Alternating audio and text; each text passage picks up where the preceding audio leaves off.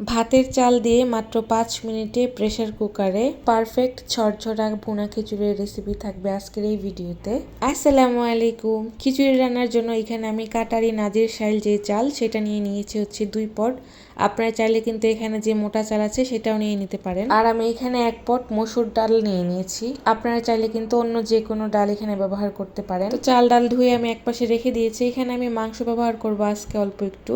আপনারা চাইলে কিন্তু এখানে মাংস ছাড়াও রান্না করতে পারবেন। সেই ক্ষেত্রে মাংস ছাড়া বাকি সব মশলার পরিমাণ কিন্তু সেম থাকবে। এখানে আমি পরিমাণ মতো হলুদ, মরিচ, ধনিয়া, জিরার গুঁড়া দিয়ে দিয়েছি। সেই সাথে হচ্ছে আদা এবং রসুন বাটাও দেওয়া হয়েছে। আর সাথে আমি রাঁধুনি গরম মশলার যে গুঁড়া সেটা দিয়েছি। আর 1 চামচ ভর্তি করে কিন্তু রেডিমেড যে মাংসের মশলা সেটাও দিয়ে দিয়েছি। অবশ্যই চেষ্টা করবেন এই মাংসের মশলাটা দেওয়ার জন্য, এতে কিন্তু টেস্ট অনেক ভালো আসে। তো আমি এখানে কাঁচা মরিচ এবং টমেটো দিয়ে দিলাম, সেই সাথে লবণও দিয়ে দেওয়া হয়েছে। খিচুড়ির টেস্ট দ্বিগুণ করার জন্য কিন্তু আমি এখানে আচার ব্যবহার করব 2 চামচের মতো। চেষ্টা করবেন এটা দেওয়ার জন্য, এতে কিন্তু টেস্ট অনেক ভালো আসে। এবার এখানে আমি পেঁয়াজ কুচি দিয়ে দিব, আর সেই সাথে হচ্ছে আস্ত কিছু গরম মশলা দিয়ে দিব, পাতা, দারচিনি, এলাচ আর লবঙ্গ। 1 চামচের মতো কিন্তু আমি এখানে আস্ত জিরা ব্যবহার করেছি। আমি পরিমাণ মতো তেল দিয়ে ভালোভাবে মেখে কিন্তু সামান্য একটু পানি দিয়ে প্রেসার কুকারে সরাসরি বসিয়ে দিব। এবার ঠিক ততক্ষণ পর্যন্ত কষাবো যতক্ষণ পর্যন্ত না মাংস এবং তেল আলাদা হয়ে যাচ্ছে। খিচুড়ি রান্নার জন্য আমি কিন্তু আলাদা আর কোনো মশলা ব্যবহার করব না, আমি কিন্তু একেবারেই মশলা দিয়ে দিয়েছিলাম।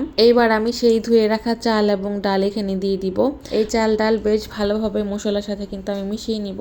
এইভাবে একবার রান্না করে দেখবেন, তাহলে কিন্তু আপনারা নিজেরা এটা টেস্ট ভালো বুঝতে পারবেন। তো এখানে ভালোভাবে চাল ডাল কষানোর পরে কিন্তু আমি পানি দিয়ে দিচ্ছি। প্রেসার কুকারে ভাতের চাল দিয়ে খিচুড়ি রান্নার ক্ষেত্রে পানির নিয়ম হচ্ছে যত পট চাল দিবেন তার ডাবল পানি। তো আমি এখানে 2 পট চাল দিয়েছিলাম, পানি দিয়েছি হচ্ছে 4 পট। পর্যায়ে আমি আস্ত কাঁচামরিচ, সেই সাথে সামান্য চিনি এবং কেওড়া জল ব্যবহার করেছি, এতে কিন্তু পোলাওর চালের একটা ফ্লেভার আসবে। এবার আমি হাই ফ্লেমে 3 সিটি দিয়ে নিব, আর সম্পূর্ণ প্রেসার যাওয়ার আগ পর্যন্ত কিন্তু অপেক্ষা করব।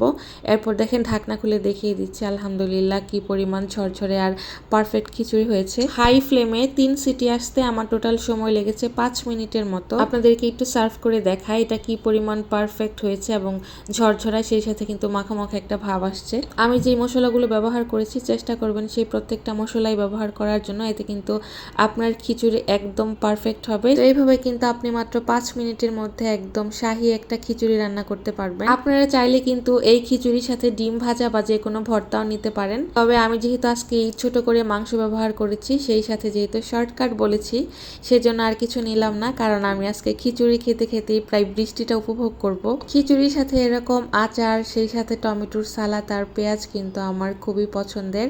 আর সব থেকে বড় কথা এই যে আচারের যে শুকনা মরিচটা থাকে, এটা না আমার খিচুড়ির সাথে মাখায় খাইতে এত ভালো লাগে, আলহামদুলিল্লাহ। ভিডিওটি ভালো লাগলে লাইক, কমেন্ট, শেয়ার করবেন। আল্লাহ হাফেজ।